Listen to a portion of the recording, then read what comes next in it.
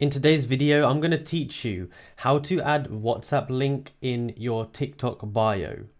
So, before I get into this, I want to say, please make sure you watch the whole video the whole way through and pay close attention to ensure that you don't miss out any steps and so that it works for you. That being said, if you do have any questions at the end of the video, feel free to leave them down below and I will go ahead and do my best to answer them.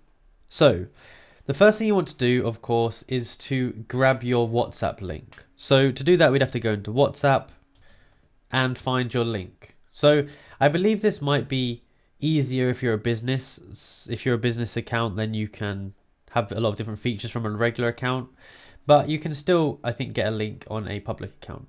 But this is for a video for a different day. So once you have copied your link, what we want to do is go to the TikTok app. So TikTok. Here.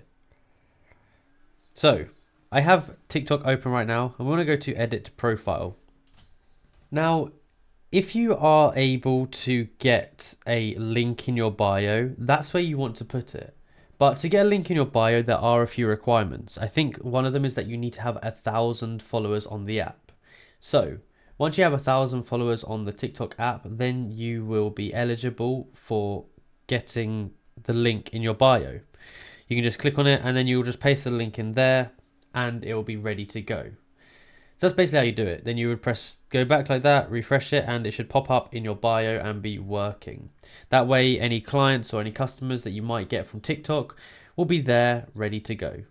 And that's how you do it. So if you enjoyed this video and found it useful, be sure to like, subscribe and comment down below that it helps. Other people that watch this video will know it's a good video to watch and they will also stay around. Thank you for watching.